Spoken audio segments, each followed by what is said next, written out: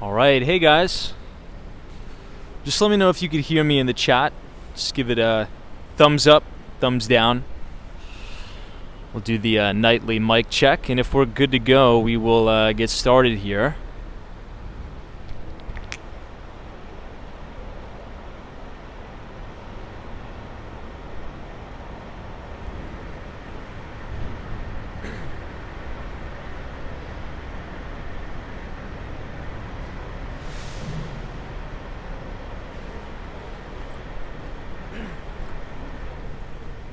Okay, looks like both video and audio are good, so let's go ahead and kick this off. Welcome everybody to Walks on Wall Street. Today is November 9th. November 9th, Thursday, 2023. Almost the end of the week. We've almost made it to the end of the week, my friends.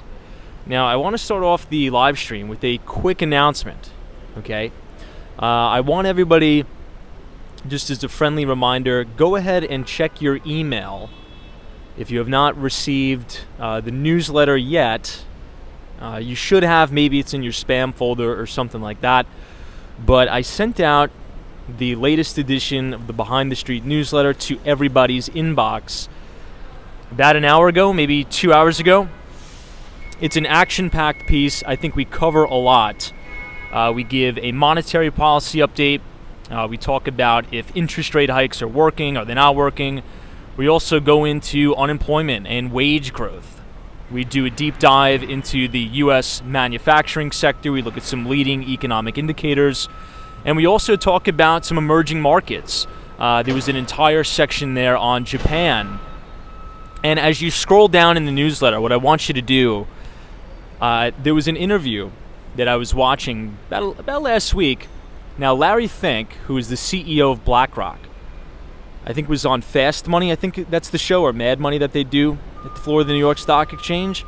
And he was talking about Japan and how this major move away from China and sort of the de-globalization, if you will, of the supply chain. You know, the main reason why I believe that inflation got so out of hand during the pandemic is because we were so reliant and so dependent on China for our supply chains. So what you're seeing is a massive reshoring of that supply chain. And I think not only the US, Mexico, and Canada is going to benefit from that, but the two other emerging market countries or economies that I think are going to see explosive growth is India and Japan. So if you want to read exactly why I think that, go ahead and scan the QR code on the screen. Or type !news, NEWS, in the chat, or just check your email if you did not get it already.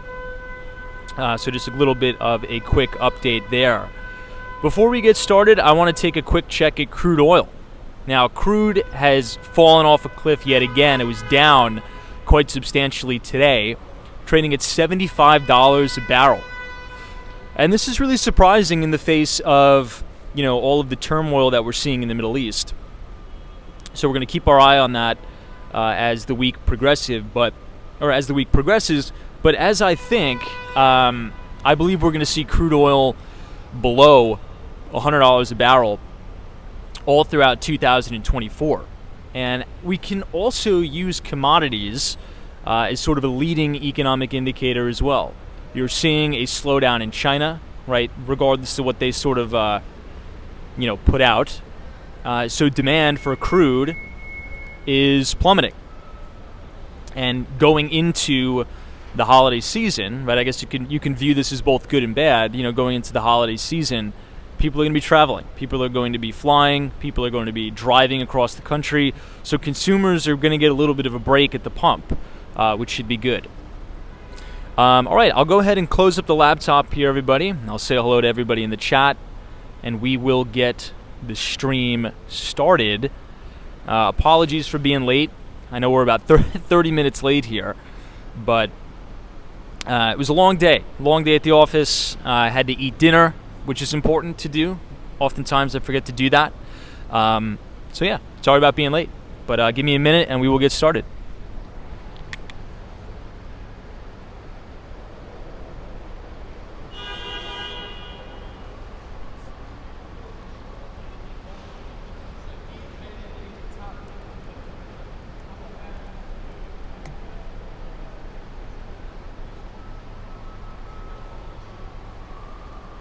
All right.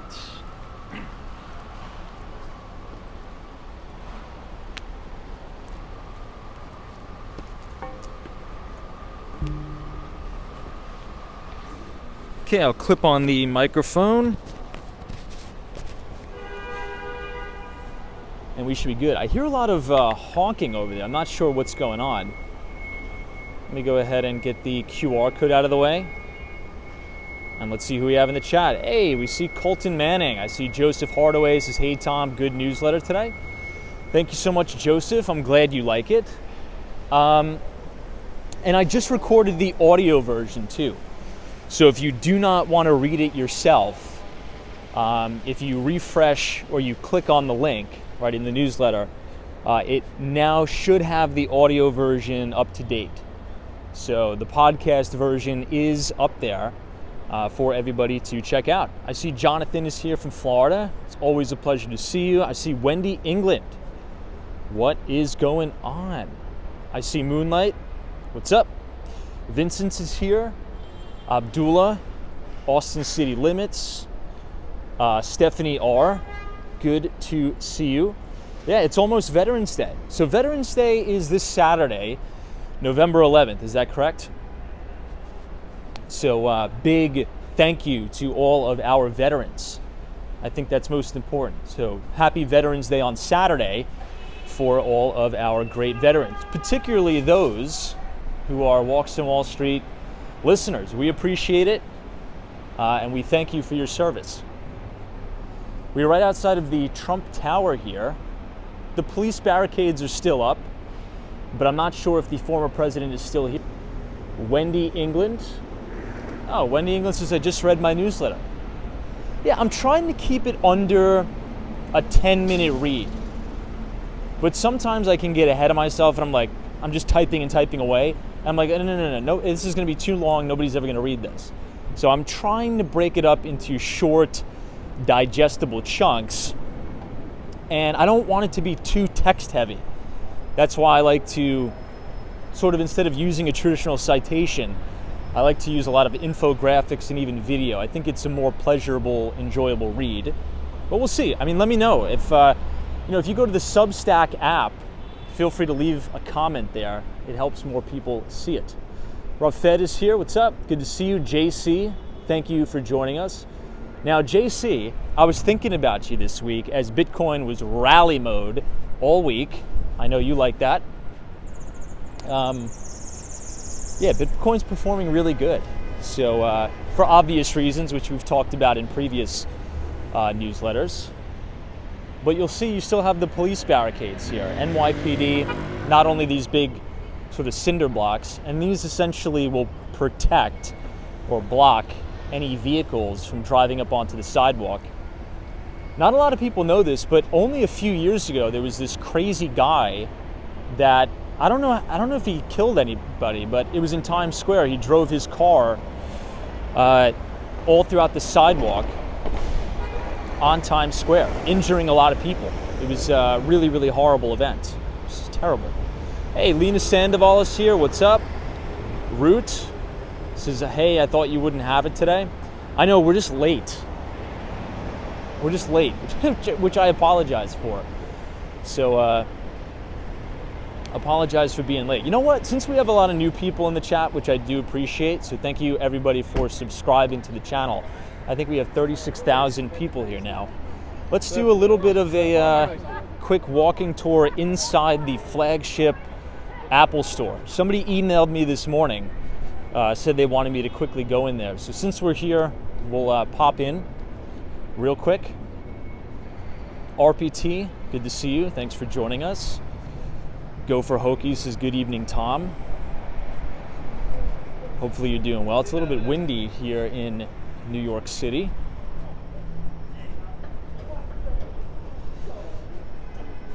Daniel says, good evening, Tom. Hope all is well. Brian says, interesting take on the new emerging market in the newsletter. Yeah, I think, I'm trying to incorporate interesting ideas, right? I don't like giving out stock picks, but I do like to give out ideas that can be built upon. So I think an interesting idea, right, as you're working through idea generation, a lot of the trades we talk about all the time on the stream, this is the Louis Vuitton building, a lot of those trades are quite crowded, right, wouldn't you say? The big tech trades, the FANGs. But there are pockets in the market where some of these trades aren't crowded.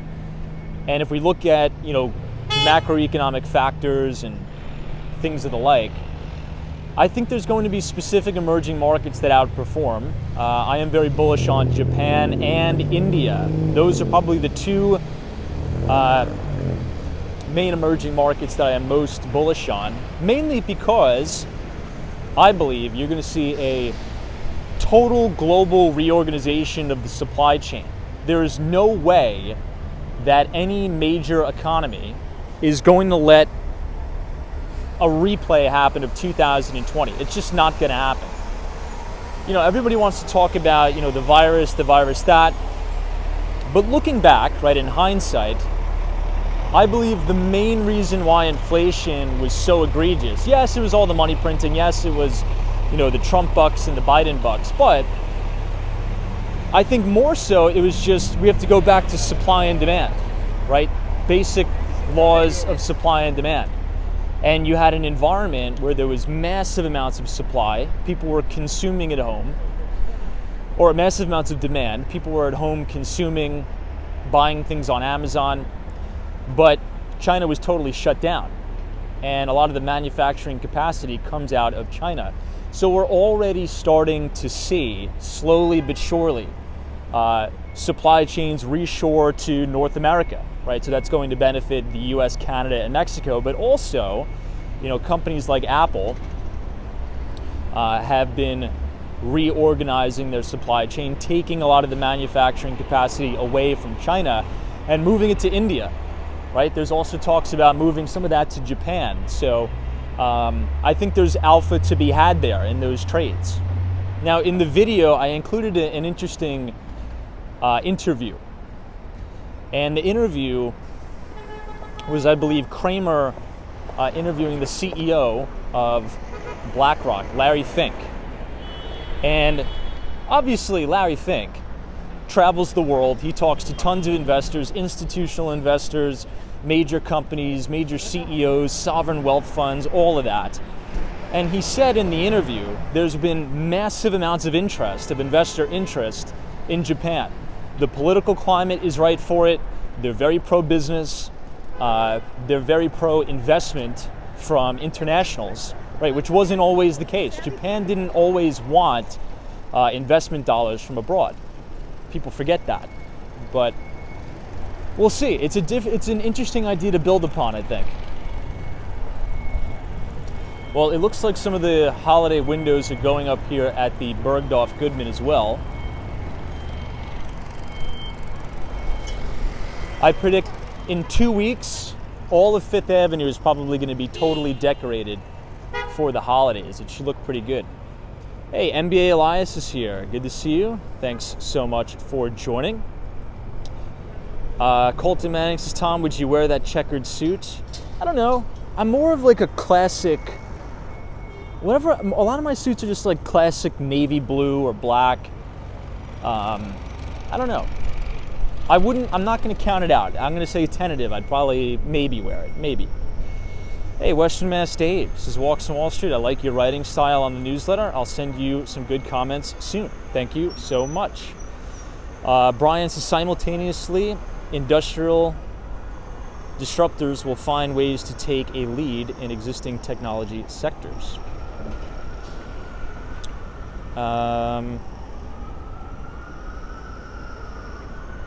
Brendan O'Brien says Indonesia and Vietnam potentially also. Yeah, I agree with that actually. All right, let's cross here.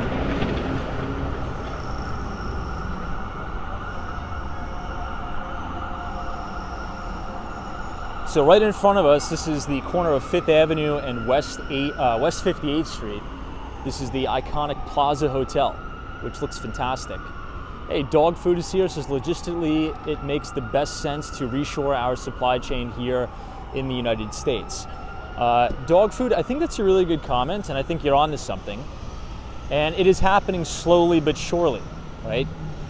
There's, going back to the massive amounts of fiscal and monetary stimulus, look at some of the spending packages the Biden administration have passed, right? Not to get political, but the CHIPS Act, the Chips and Science Act. I mean, that's providing so much subsidy for semiconductor manufacturers to build plants in the United States. I think there's many companies building in places like Ohio and the like, new fabrication plants. However, that's good news, but those plants are probably not going to be up and running anytime soon, but it's better late than never.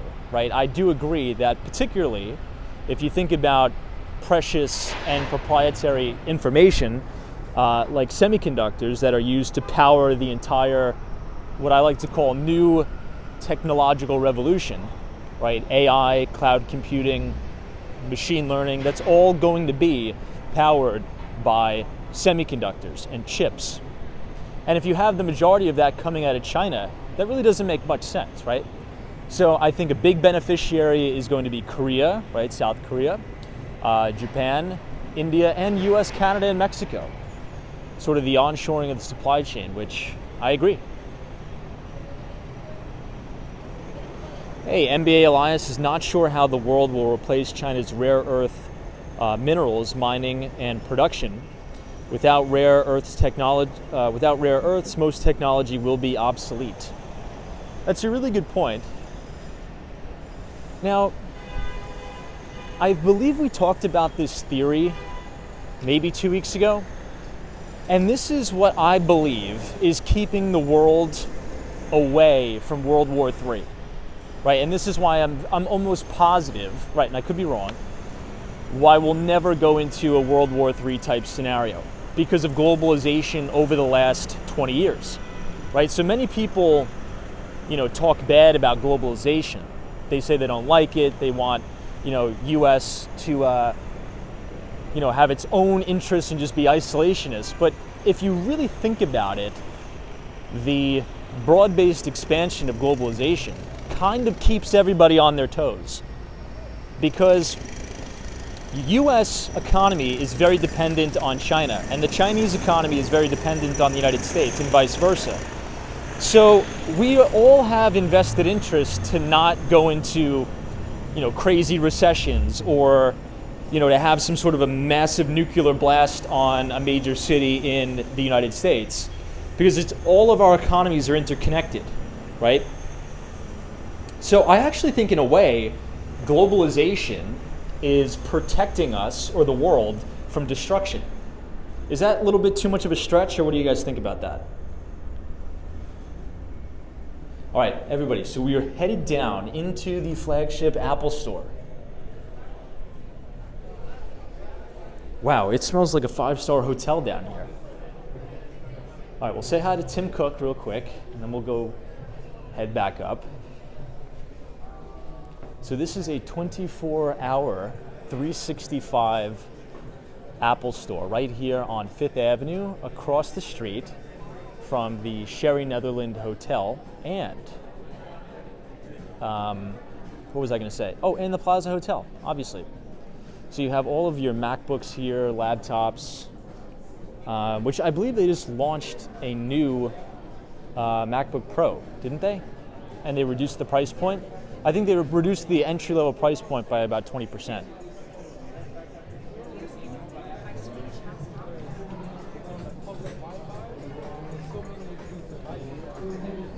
Brian M says, I agree. I think the war fears are overblown.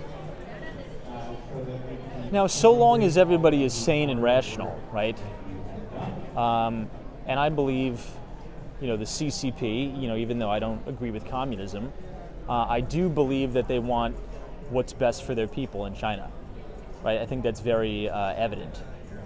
Same thing with the United States, right? You may not agree with the politics, but I think generally both Democrats and Republicans want what's better for the people.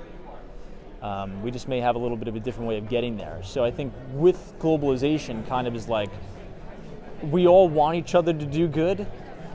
So maybe this sort of happened by mistake, maybe this was by design, I don't know. But if China's economy wasn't dependent on the US, and if the US economy wasn't dependent on China, I mean, what would be stopping us from going at each other 100%? Hey, Cindy Foley, thank you so much for reading. Now this is cool because all the way in the back of the store, they have sessions. So it says, what does it say here? So from 9 o'clock to 10 o'clock, you have a drawing and Apple Pencil iPad workshop. I don't know how many people attend these, but it's kind of cool that they have it. And I think these go 24/7.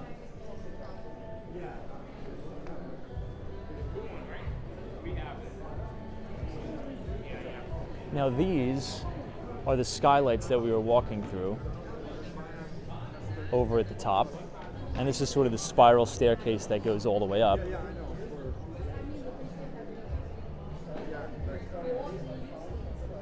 Let's go out the other side.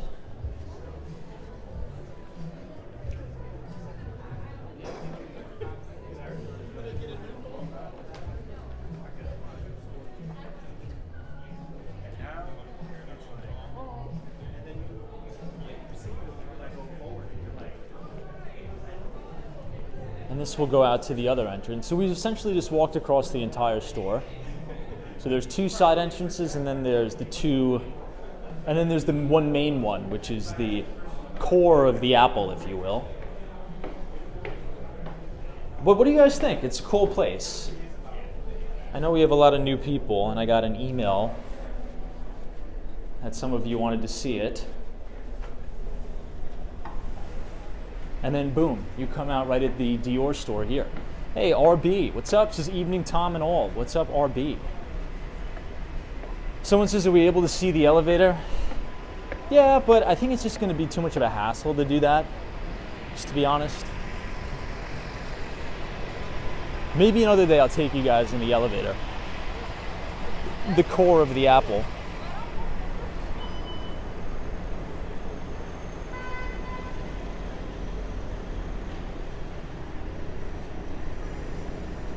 So this is where we just were. We were standing right here. This is what's so unique about the design of the Apple stores. The entire store is underground, and the seats are little portals into the underworld of the Apple store, which is really cool. You can kind of see people shopping, all along the sides here. And this is a beautiful view of the Plaza Hotel. Yeah, it kind of looks like an airport, right?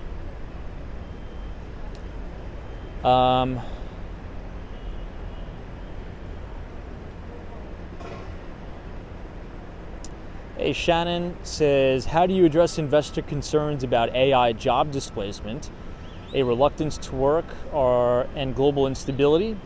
Are traditional assets like gold and silver, guns and ammo our only true hedge plays left?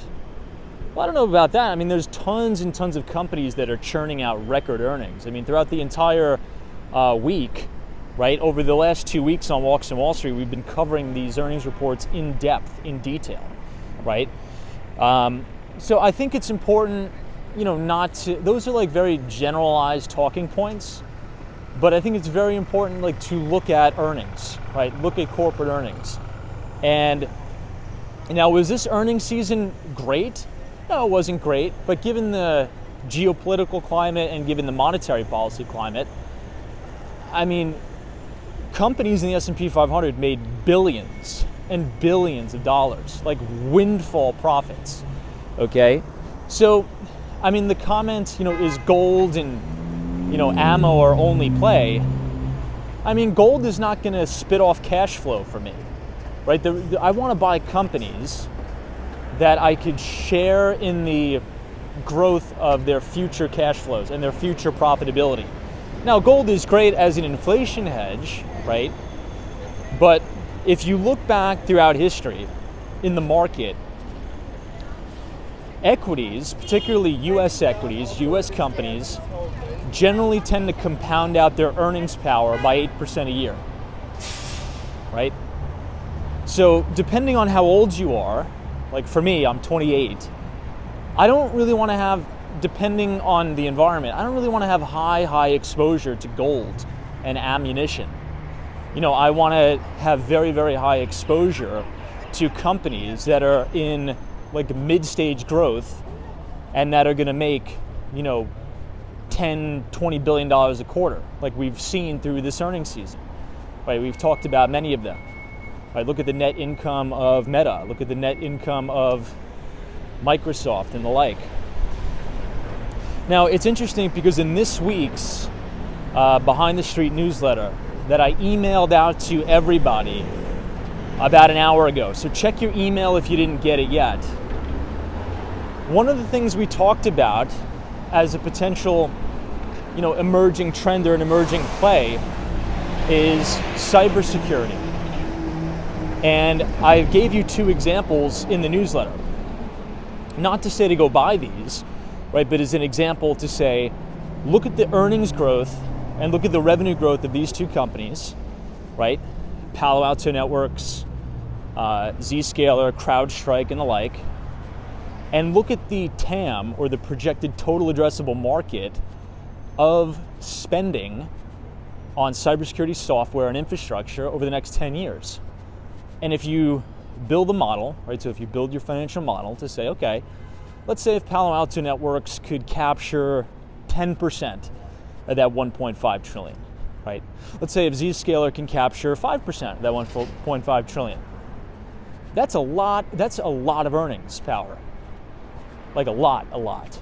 So if you want to read that, if you haven't read it yet, for those of you who haven't signed up, if you scan the QR code on your screen, it'll bring you to the article that I just wrote for all of the subscribers of Walks on Wall Street. You could punch in your email and be signed up for free.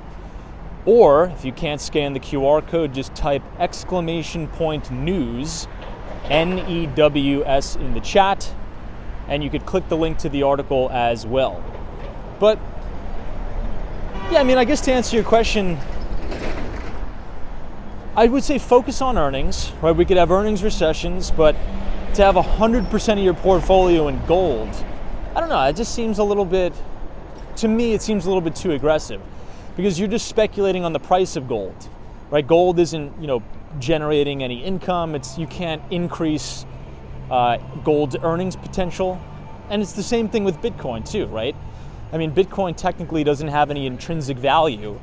It is scarce, right? And it's unconfiscatable, but there's nothing you could do to increase, its cash flow or anything like that. So, hey, D is here. What's up? So this is Nobu across the street. This place is very expensive. I've never been here though. Anybody here in the chat been to Nobu before? There's always really nice vehicles outside here.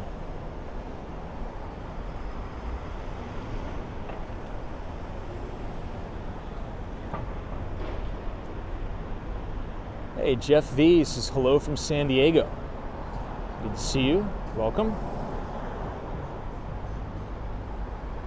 Michael says, instead of putting millions of dollars into the tech industry, put it in the blue collar industry.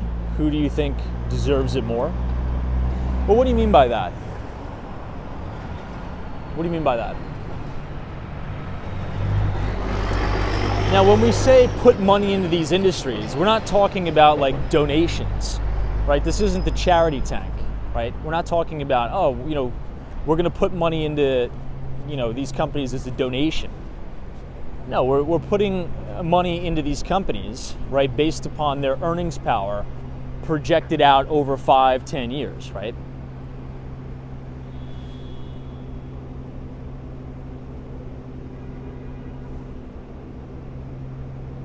This is the Steinway Tower. This is the skinniest residential apartment building in the entire world.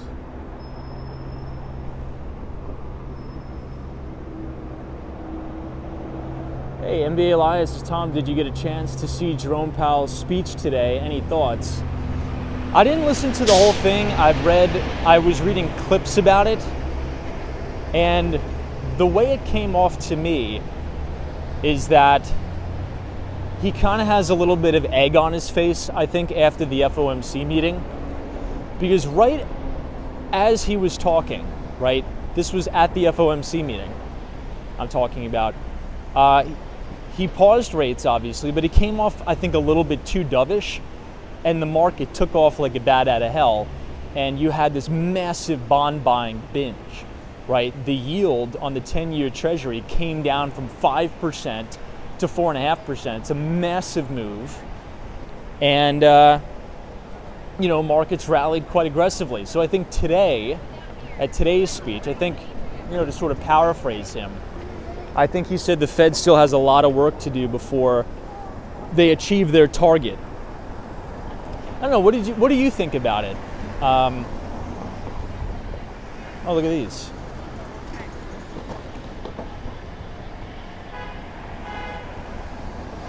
Nice. But I don't know, what did you think about his speech? Not an investment. It doesn't spit cash. You own gold in case paper assets collapse for whatever reason. I think that's a really good take. And I agree with that take.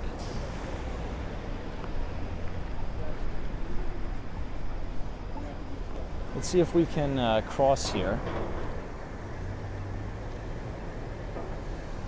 I feel like the stream has been buffering a little bit more than usual lately.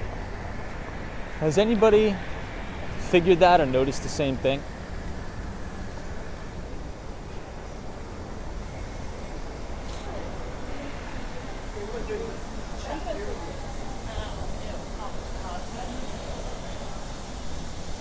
Maybe they're doing some work on something.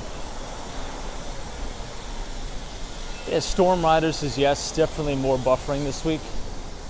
I definitely agree. I don't know what's going on. Maybe we have people in town.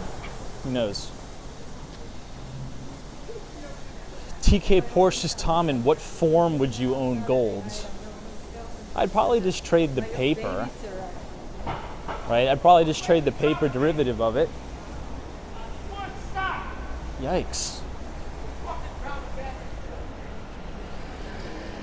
Just trying to get away from those guys fighting. But I don't own physical gold. I mean, I wouldn't be opposed to it.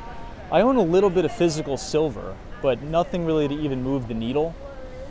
However, I've said, if gold breaks into new high territory, right? If gold breaks new all-time record highs, I'll own the paper. I'll trade the GLD.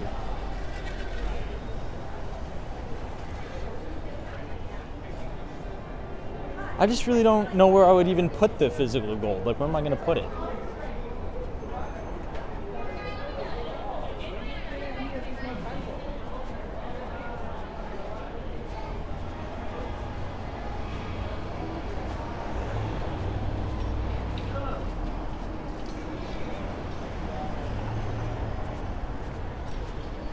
All right, now we are close to the Alliance Bernstein.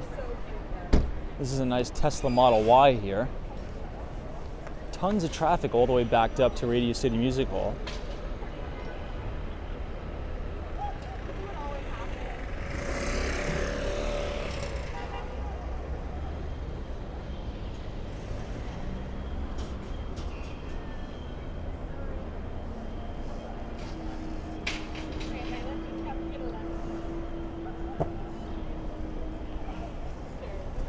All right, let's cross.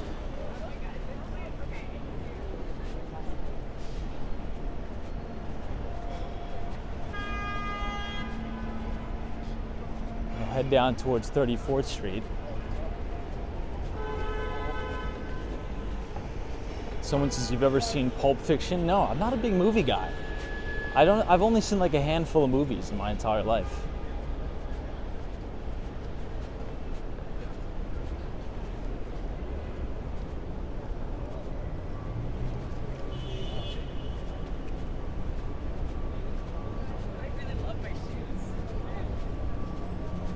Now, did anybody hear the news? Obviously, we all heard the news that WeWork is going bankrupt. They've filed for Chapter 11 bankruptcy, and they've officially announced that they're going to close down a significant amount, or get out a lot of their leases in New York City. And it's crazy. I was reading the article about it today and some of the court filings. And some of those locations I actually used to work out of.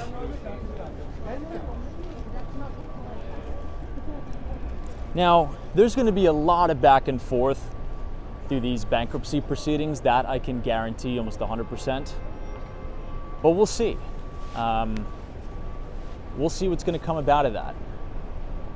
There'll probably be some sort of a restructuring. Hopefully, the company could significantly downsize and they could find a new operator to run it. Because I do think the idea is good, right? For all of the trash talk we could say about, Adam Newman and the like, I honestly do think it's a good idea, and I really enjoyed the product. But it was just managed very, very poorly. Very, very poorly. So I think a lot of these, commercial landlords that unfortunately had the misfortune of signing WeWork as one of their anchor tenants is going to have a really, really hard time. As obviously they're not going to get paid, or they're going to have to renegotiate these leases to, significantly, it's just going to be bad for some of them. Let's just say that, the long and the short of it. But I don't know, anybody here ever work out of a WeWork office, or currently work out of any sort of a co-working, co-sharing office?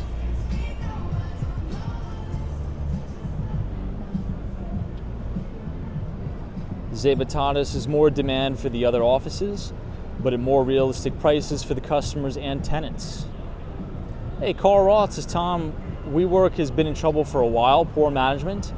They have to fire the executives. Yeah, absolutely. Absolutely.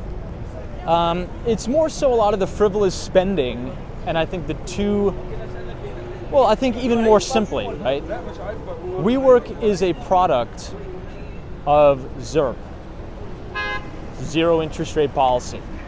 When money is free and you could raise a bunch of money and you have an unlimited spigot, particularly the spigot coming from SoftBank, or the spigot that did come from SoftBank, the party never stops and you spend into oblivion and you don't worry about profitability. It's sort of growing at all costs. But at some point you're going to have to face reality, and now they are facing reality 100%. Hey, Alex S., what's up? Says, hey from California. It's good to see you. Thanks for joining us. We're about to pass the UBS building. Well, let's go down one of these side streets and take a look at the BNP Paribas.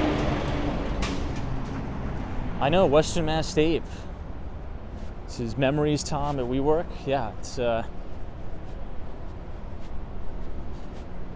it was fun. It was good times, for sure.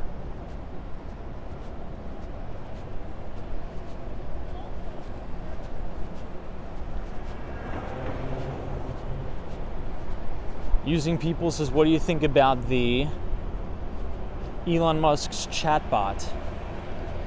I've honestly never even tried it yet. Now, I do use ChatGPT. What do you think about it? Have you used it? Have you utilized it yet?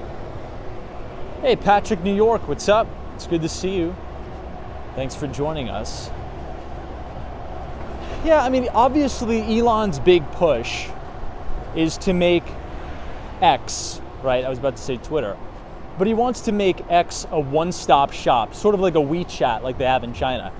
It wants to be a fintech company. It wants to be your place for news. It wants to be an educational platform. It wants to be an online marketplace for e-commerce. And can he pull it off? We'll see. I mean, Elon Musk is definitely the operator to do so. All right, everybody. This is 6th and a Half Avenue. Not a lot of people know about this. Sharon says, ChatGPT can be your cheap tutor. You know, I've been utilizing it, but some of the stuff it says is wrong. So you really have to make sure you fact check ChatGPT. But it is awesome. I do use it.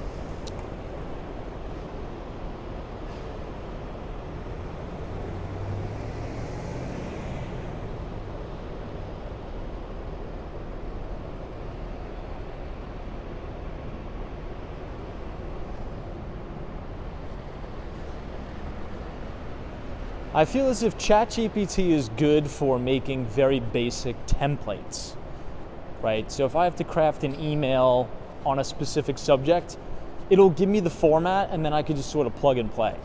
That's essentially what I use it for now. So if I'm drawing up a pitch deck, or if I'm sending it out a proposal of some sorts, I'll use ChatGPT to spit out the format, but then I go back and edit it and put in the correct criteria that I have.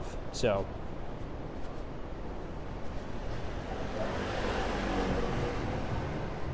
yeah, Stephanie R is like, ChatGPT is like Google Maps. It's great when it works. Well, I think a lawyer or something lost his, what is it called? You lose your license? Because he used ChatGPT to argue a case, and it turns out that when he was arguing the case, he referred to a fake, made-up court case, and the judge was like, "Wait, what are you even talking about?" He's like, "What are you even referring to?" And sort of put two and two together what transpired there. So the lawyer was trying to argue for his client based upon the results or the outcome of a fake trial. I think this was last year, maybe a couple months ago.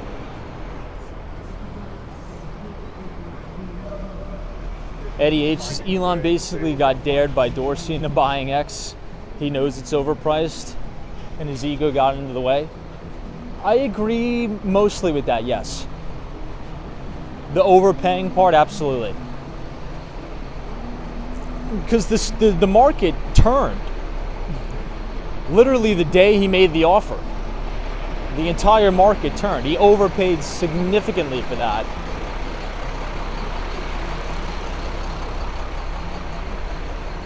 But I don't know, would you guys say, and be honest, would you say that Twitter or X has gotten better, worse, or no change since Elon Musk has taken over? What do you think? Better, worse, or no change? This is Central Park Tower in the distance here. The Xtel building. And this is the Sheraton Hotel, which is just newly renovated. I think they did a complete gut renovation during the pandemic. It looks really nice. The inside looks nice too. It has a nice lounge, a bar, a dining area. It looks good. Colton Manning says Twitter has gotten worse, no doubt. Baker says better. L the Original says I say better. GGNYC says no change. Eddie H says to be fair, no change. S&E says worse, I don't use it anymore. So we're about split 50-50. Some people say it's better, some people say it's worse. I think it's better for what I use it for. But I can see, like, if you're more into politics on Twitter and all that type of stuff, which I'm not, I've heard there's just been tons and tons of spam. But if you're using it to more stay on the side of like financial Twitter, things like that, in my experience, it's been good. Hey, David Sommers says it has absolutely gotten better without the Nazis in charge suppressing free speech. Yeah, I mean, there's a lot more. I mean, I've never personally experienced the censorship on Twitter at the old Twitter, but it's probably because I didn't use it to talk about controversial issues, right? Now, what was happening at the old Twitter is they were censoring, conservative accounts more so than the Democratic accounts. That was essentially what was happening. But I use Twitter to post like opinions on stocks and things like that. So I never personally saw that censorship. But you're right, David. That was absolutely going on. Juan Fernandez says Instagram censors a lot. Twitter is much more when it comes to free speech. Interesting. Yeah, so it looks like we're about split. So half the chat thinks Twitter has gotten worse post-acquisition, and half of us thinks it got better.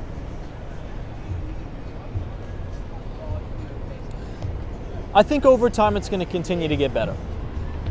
And I think that's due to the talent that has been attracted to the company, right? I think still, particularly in this market, Twitter is going to be able to attract the top talent, the top engineers, and it's usually always rocky in the middle of a transaction, right? I'm sure many of us here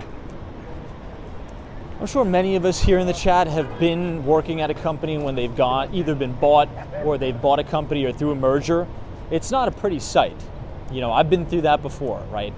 A company I used to work for merged, which was really bought by another company.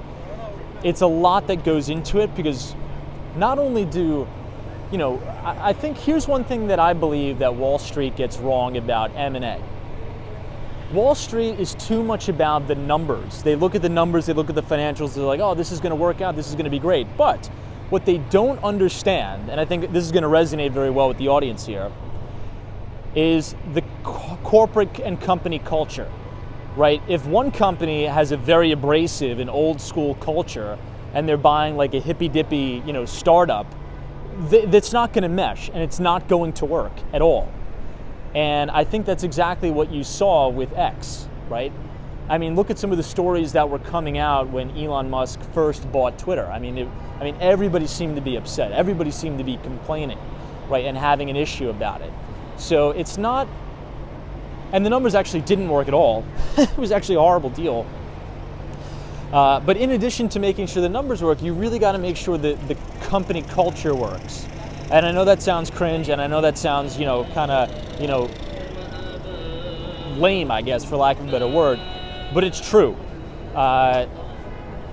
Some corporations are run completely different than others, and you got to make sure it works out, or your employees are either all going to quit, or they're all going to be very, very disgruntled.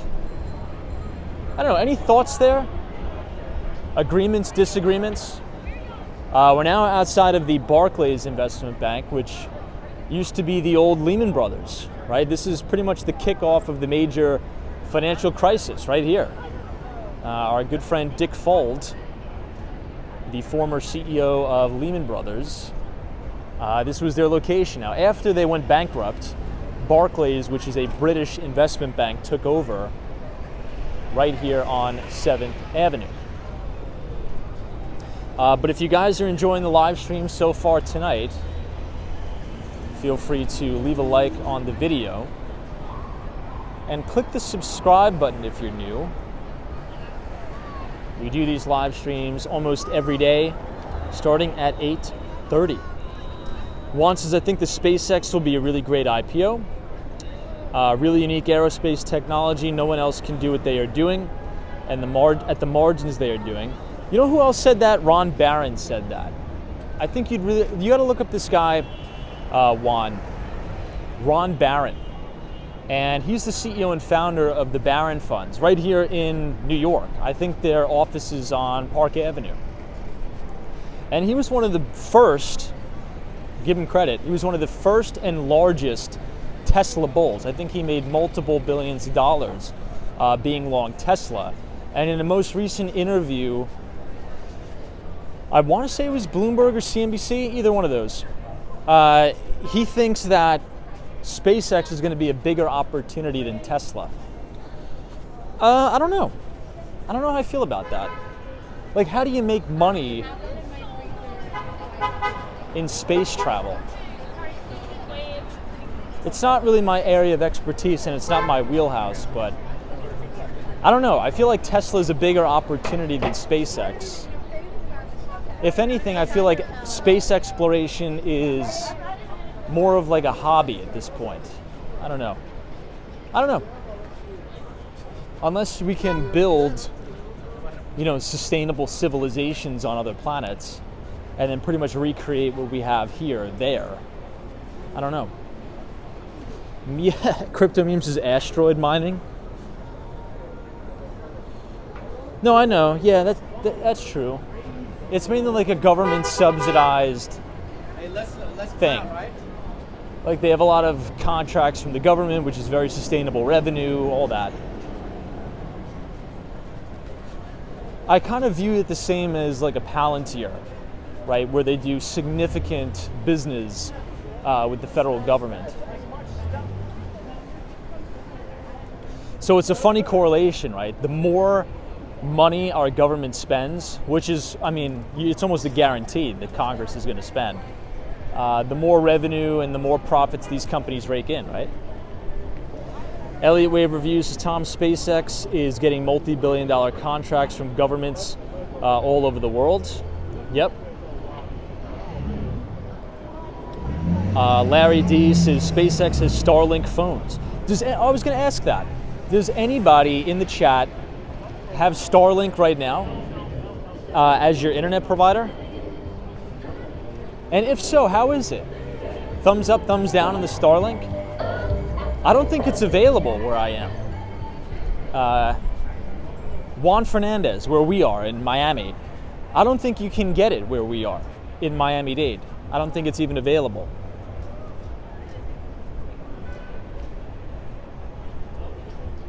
Oh, cool. Crypto Memes says my parents have it and they love it. How much is it a month for them? I would get it in a heartbeat if it was available, but it's not available at my house yet.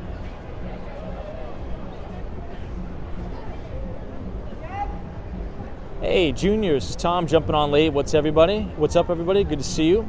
CW Starlink service sucks, but it's great when there are no other options. NEV 407 says I have it as a backup. Works very well in Ontario, Canada. So what type of speeds are you getting with that as your backup? Like how many, what would you say is your up and download speeds?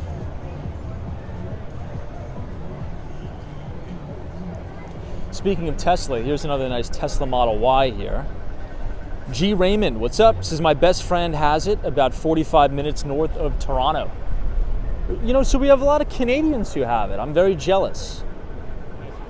CW is 220. That's a lot. That is very fast.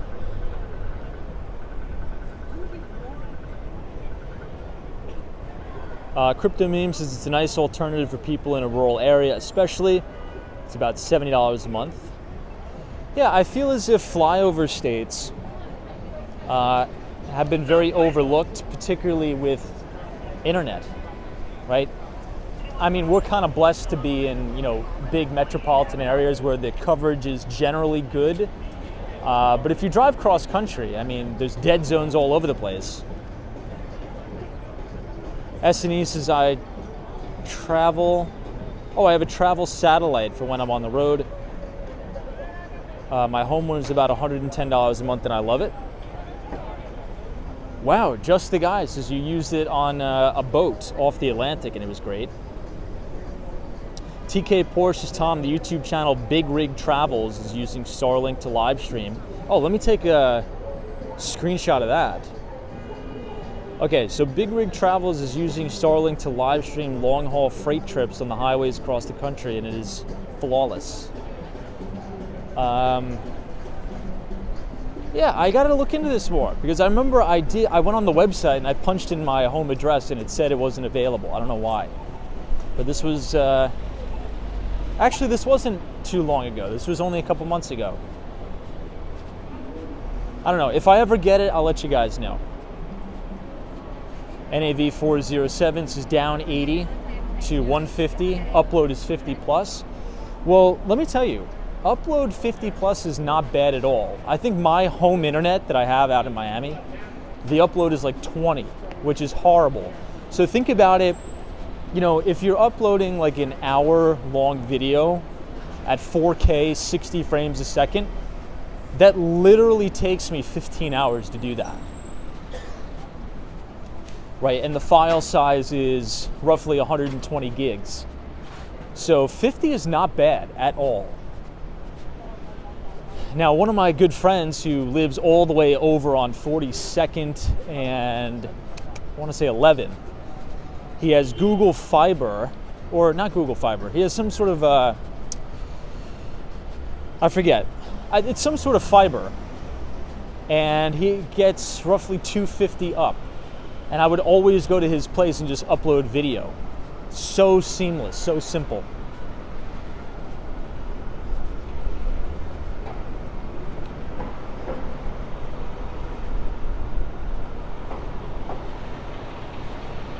Junior says, Tom, it seems like you dig the Teslas. I do dig the Teslas. I love Tesla.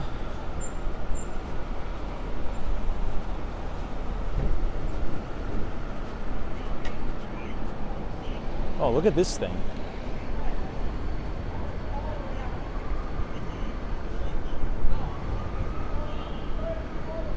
There's like tons of skeletons and all types of stuff.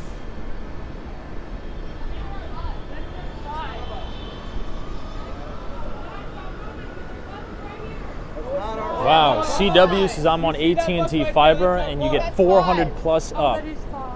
Dude, CW, you gotta let me upload video at your place, man. That would take me like 5 seconds. It takes hours and hours. I mean, at the office where we are on Madison Avenue, I think we get 70 up. And that is roughly like 2 hours. So what I'll do is I'll just leave the computer at the office and it'll just do its thing.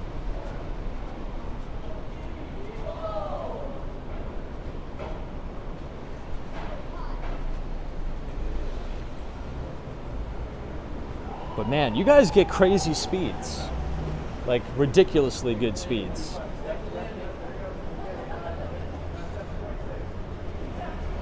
But just as a quick announcement for all of those who are just tuning into the stream, after the closing bell today, this is where they do Chicago, the Broadway show. Right around 7 o'clock tonight, check your email, because I sent everybody an email, and I sent the 3rd edition of our financial newsletter, the Behind the Street newsletter. So you should have gotten that in your email box. We covered a lot of stuff. We talked about monetary policy. We talked about some interesting trade ideas in Japan. We touched on an interview with the CEO of BlackRock, Larry Fink. And we talked about additional trade ideas in the cybersecurity space. So let me know your thoughts if you liked it. Feel free to leave a comment on the Substack app. That helps a lot of other people see it. Hopefully everything is okay here. There's an ambulance and some police officers. Hopefully nobody's hurt.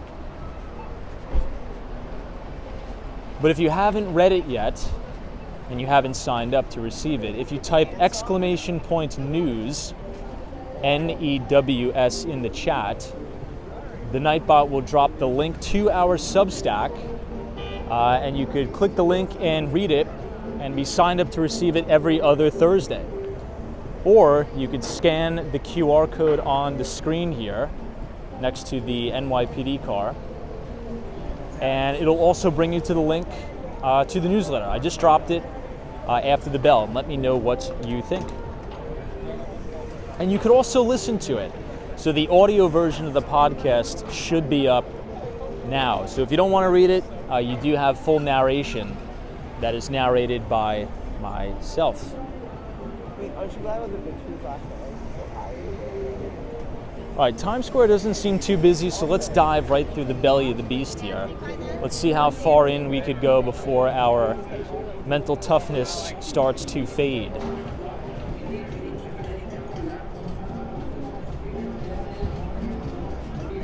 Times Square kind of seems empty tonight, though, doesn't it?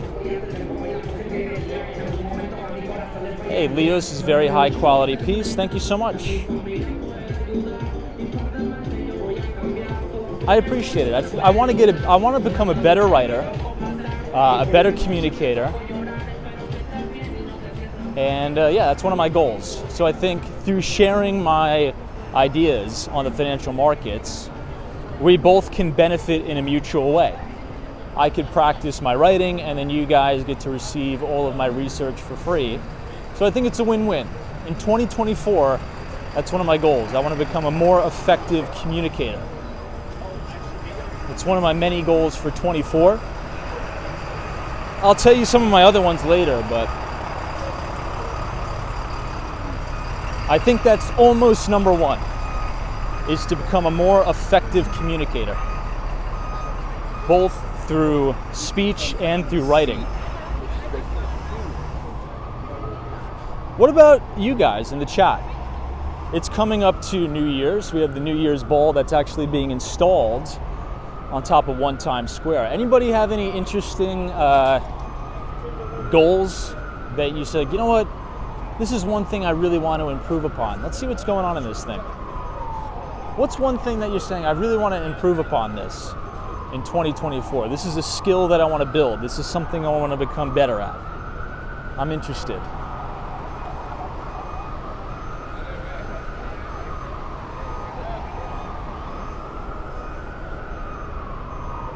I'm trying to figure out what this is. Christy says public speaking. That's a very good one.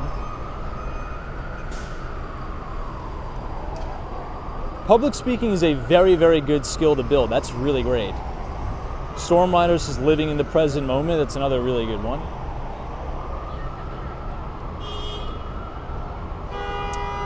Solos is overcome shyness. That's a really good one.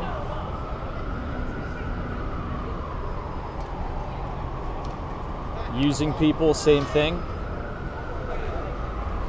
Yeah, it's tough to overcome the shyness. I think the best way to do that is, it's going to sound obvious, but you just got to steam ahead and just do it. I'm a very introverted person too, but you have to force yourself just to do something. You just have to force it. So whenever you feel reserved, you have to lean into that. So your body will give you those cues, right? If you're like, oh, I really don't want to do that, you have to immediately attack that, like ASAP. And that's anything, right?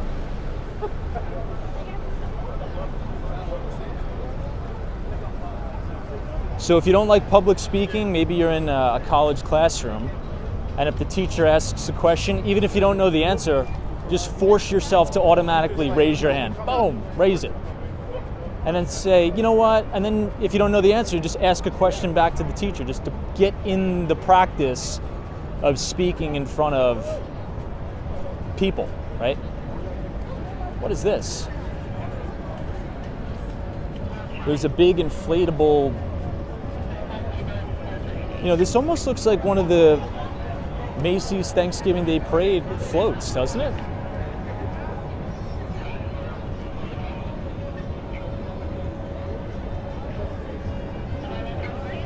This kind of looks like a Macy's float for the parade.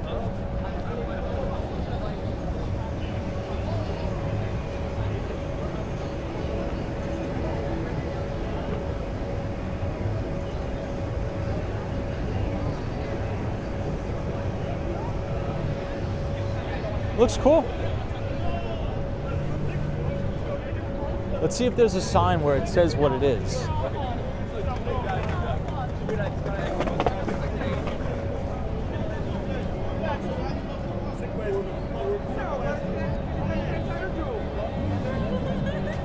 I know, ETC says a lot is happening here.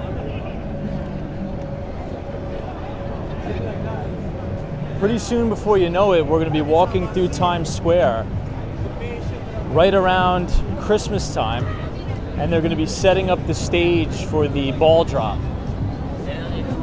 I think we did that last year. We did like a behind-the-scenes tour of the setup of the Times Square ball drop.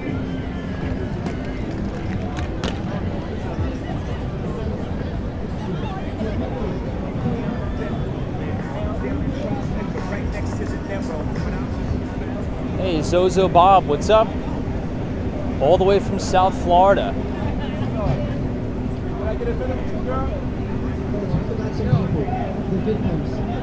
Volunteers, can you please zoom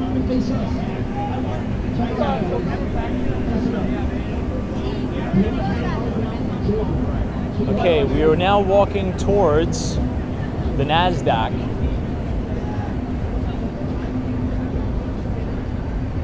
Where they used to have the studio for Investors Business Daily. But now that studio has moved to News Corporation Building, which is only a few blocks away from here. Oh no, the CD guy.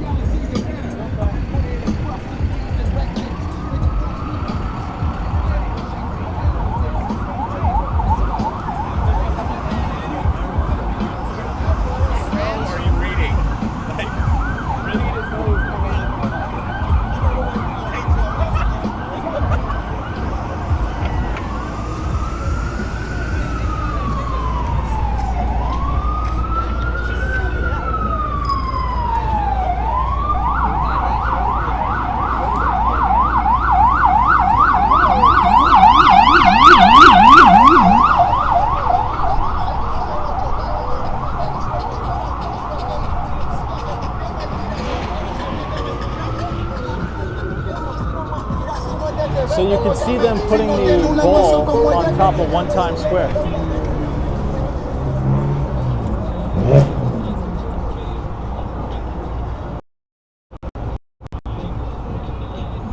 Hey, Boomer Tuber, what's up? Thank you so much for your very kind donation.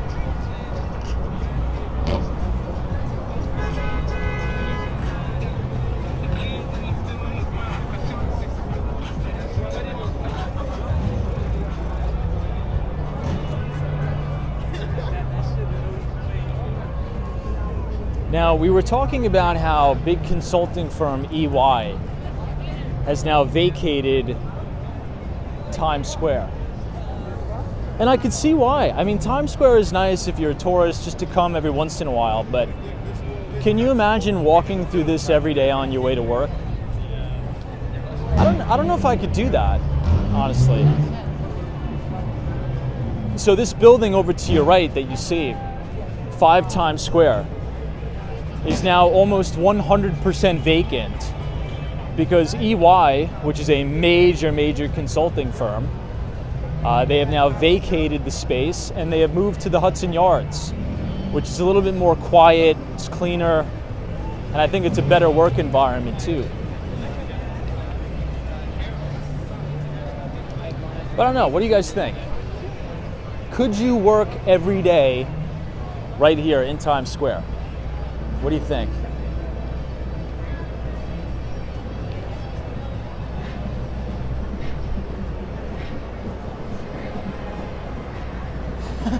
Storm Rider, yeah. G. Raymond, yes, that's right, absolutely.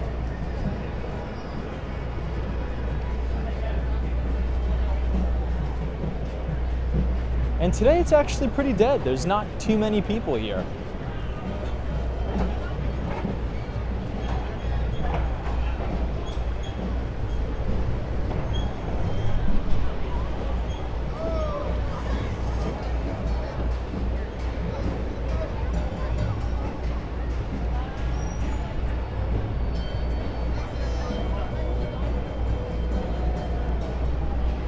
So behind us is the NASDAQ, and you can see the studio of Squawk Box.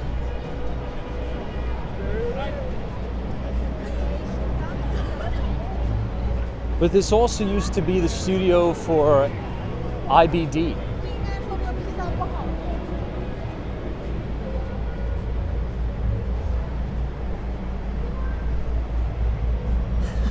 NAV 407 says it depends on the compensation level.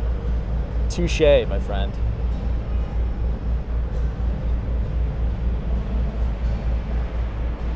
Yeah, I mean, I just think it's the way Times Square is now. I think it's a little bit too much of a distraction for the employees. Like, I'm sure you guys have seen our walks through the Hudson Yards. I feel that's more of a corporate setting, right? Even though, yes, there are tourists, but it's not like there's a billion lights flashing all over the place. It just feels more of a work environment. This feels like more of a I'm off of work, I want to go see an attraction, I want to go see a Broadway show. I don't know if I can get any work done here, honestly.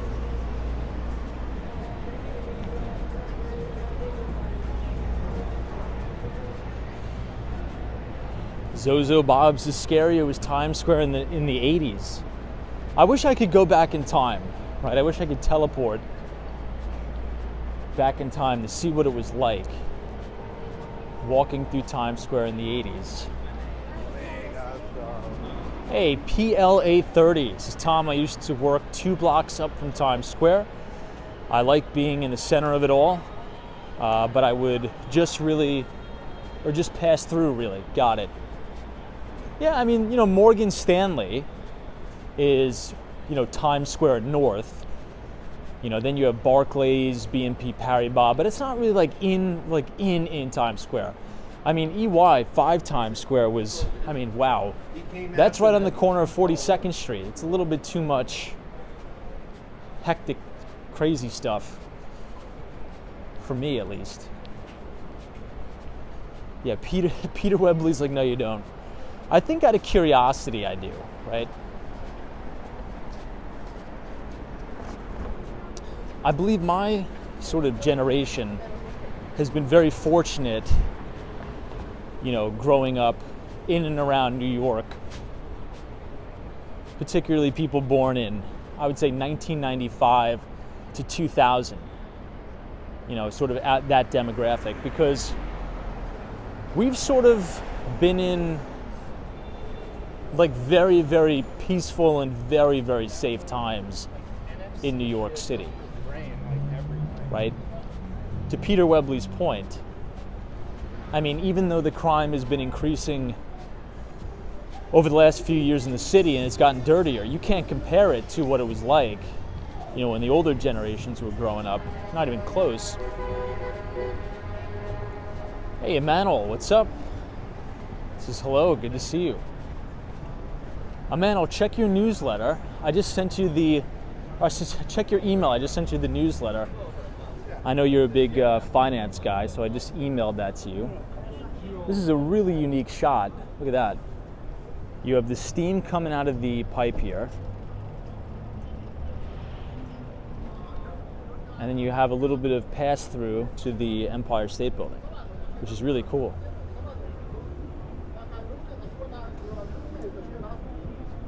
Yeah, Junior says, Tom, have you ever gotten a chance to see the Rockettes holiday show? It's totally worth it. I have. I think I may go this year. I think I'll probably buy tickets to go this year. I really want to go again. Thank you for reminding me, actually, of that. I agree. It's a fantastic show. It's a fantastic show.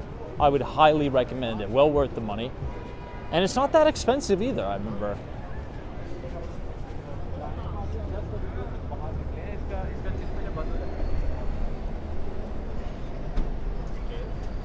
Joe is like, back in the day, 42nd Street was all X-rated. Yeah, they pretty much cleaned all that up, right? That was through the Giuliani area, right? Rudy Giuliani sort of cleaned all that up.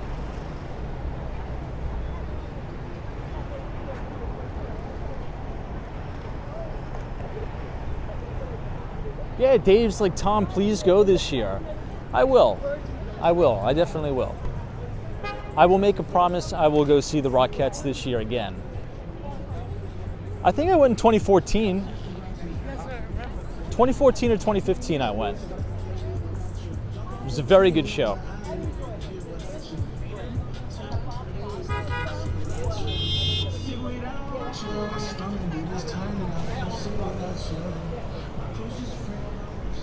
All right, let's see if Bryant Park is up and running.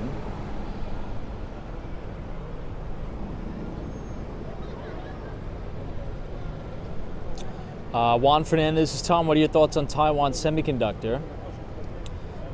They build majority of semis. Yeah, I think my view is that the possibility of China invading Taiwan is very slim. Now, I'm not a geopolitical guru, right? If anything, I was wrong on my most vocal geopolitical prediction. Oh, let's go in Bryant Park. But look, sort of what we were talking about earlier in the stream, I think globalization, right, and the globalization of supply chains sort of makes everybody stay in line, right? China needs semiconductors too, and so does the West. So we're very interdependent on one another. So I guess your question is, do you think that Taiwan Semi is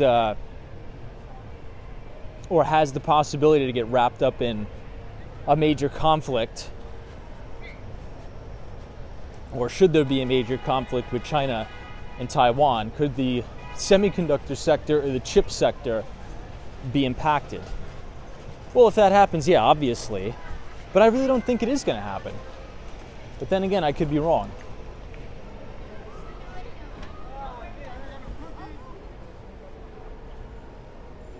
Okay, we are now at Bryant Park. This is the Winter Village. You have a really nice view of the Empire State Building and the ice skating rink. Amanos is Tom, are you stalking me on socials? There is no other way. Oh, dude, I know where you live. I know your address. I know everything about you, dude. I know your IP address, everything. So they've put up the Christmas tree already.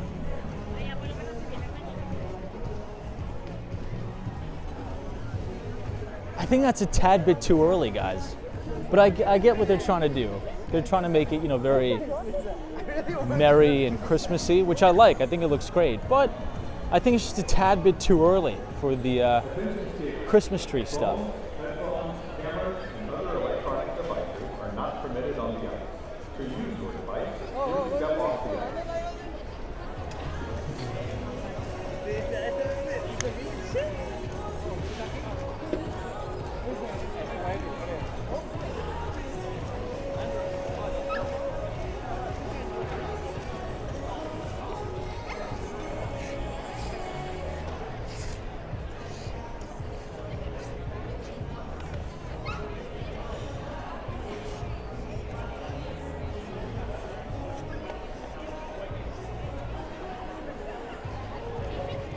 I think it looks great though. My favorite thing about it is this lodge. They have an indoor-outdoor type lodge where you could get a drink, tons of stuff. It looks good. I think they did a good job.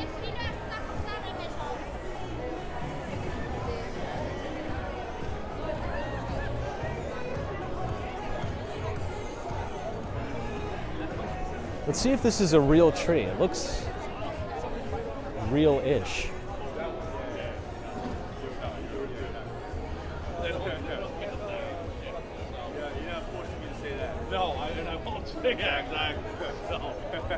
Well, I'll try and stop by now and clear it out too. No, it's no problem. Thank you, brother. Yep.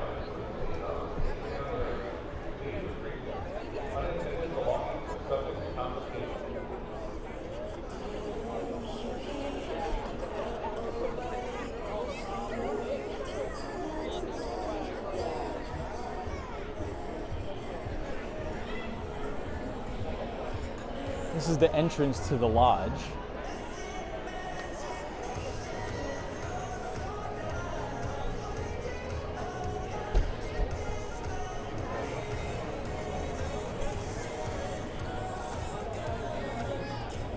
You know what? That's a really good comment. I was thinking about that today.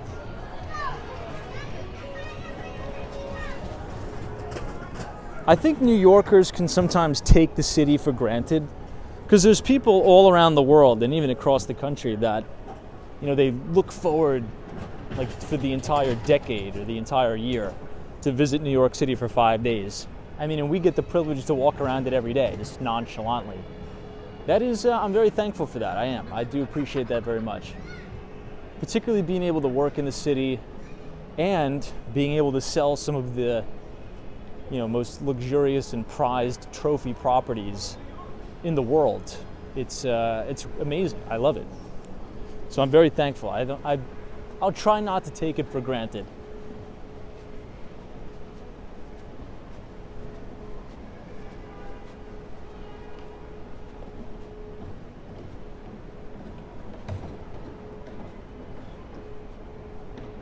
These look like all local shops. Hey, the Mighty Bull, what's up?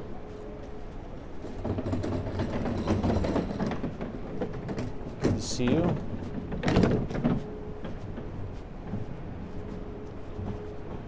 And this is the Bryant Park Grill.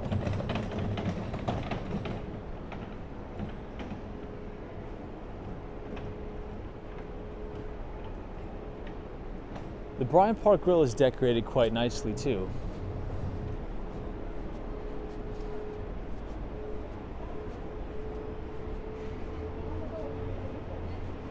Stephanie R, that's true. Wait, Stephanie R, is it true that you're Latha, but you just got your other account banned? Somebody sent me a DM about that. I don't know if it was true or not. Hey, G Raymond says New York City is epic and so close. Yeah, to the Canadian population.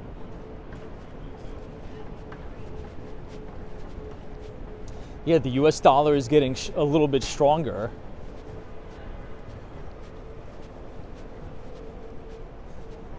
Wow, Latha, what the heck happened to your other account? Hey, Steve Buffalo says, hey Tom, we are looking forward to New York City for Thanksgiving again. So Steve, you usually come around Thanksgiving, right? If I'm not mistaken. You come for the Fleet Week and spend Thanksgiving here. I'm really looking forward to Thanksgiving this year. I may go to the parade this year, I think. I don't know, I think. Maybe, I'm gonna give it like a 50%. Okay, maybe like a 60%. Because I haven't physically gone in a really long time. Depending on the market. I mean, depending on the weather. Oh my God. I'm so like conditioned to talk about the market. Depending on the weather, if it's nice and it's not raining, I will be at the Macy's Thanksgiving Day Parade as a spectator. I haven't been since I was like a little kid, so. Hey, Dusty Cole, what's up? Good to see you. Thanks for joining us.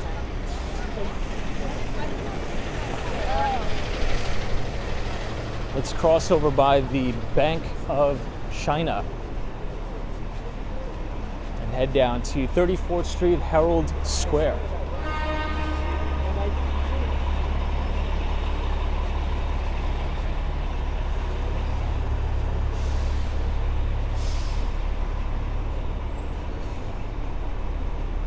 And they're also, G Raymond, you guys are also have been underbuilding homes in Canada too, right? Hasn't that been a big problem in Canada? There's just not a lot of inventory. Hasn't been a lot of building. Now, why is that, by the way? Hold on.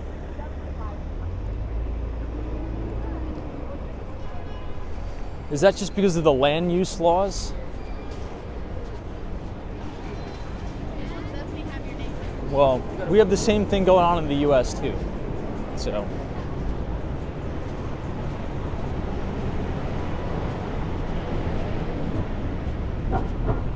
It's another nice Tesla Model Y.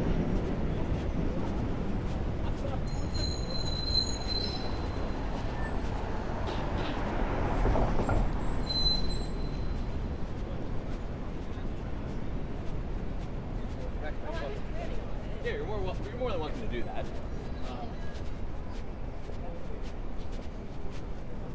I'd like to get back to Toronto.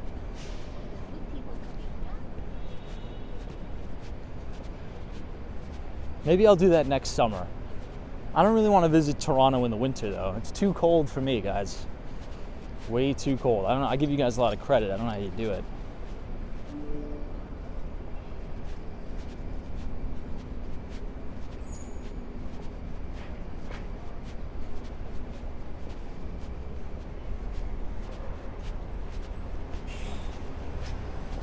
Now, lastly, tomorrow, we are going to be getting a major piece of economic data, and it's the University of Michigan Consumer Sentiment Index. So on tomorrow's live stream, I'm going to make it a point to go down to Tribeca. right? I know we've been covering Midtown, we've been beating the hell out of it, but it's just because I've been so busy at work, I have to be in the office late. But tomorrow, we will be in Tribeca. That I will give I don't want to give a guarantee.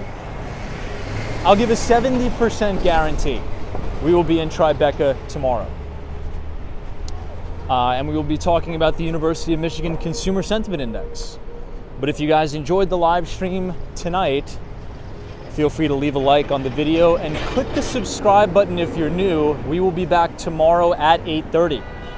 Now again, remember, check your email if you haven't checked it already, because I just sent out the 3rd edition of the Behind the Street newsletter. So if you want to check that out, go ahead and scan the QR code on your screen, or you could type !news, NEWS in the chat, and the Nightbot will drop the link to our Substack.